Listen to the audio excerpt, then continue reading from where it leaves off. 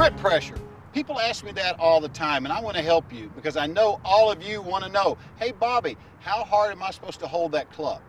Well, you know, I asked Sam Snead one time, I said, Sam, how tight do you hold the club?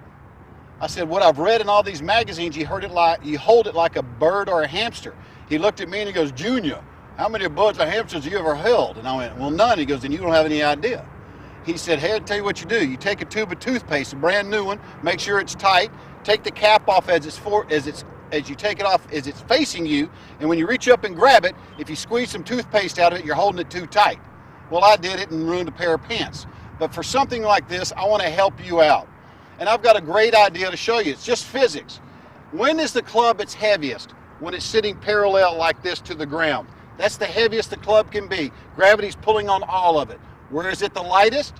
When I have it going vertically, straight up and down. That's the lightest. So, how do I know how much grip pressure to put on it? I don't want it to feel heavy. I don't want it to feel light. So I'm going to put it at about a 45-degree angle. Whatever pressure I have that I need to balance this club at 45 degrees is what I'm going to need for grip pressure. Now, what does grip pressure do if it's too tight? It'll kill your lag. It'll kill your hinging and your leverage. Let me give you an example real quick.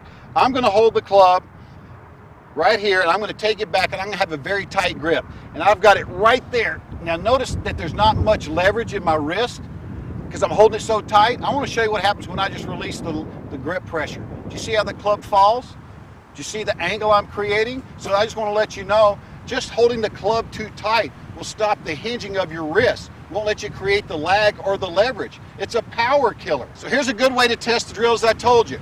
Here's the club at its heaviest. Here's the club at its lightest. Let's find out where it goes at 45 degrees, and that's the grip pressure you need.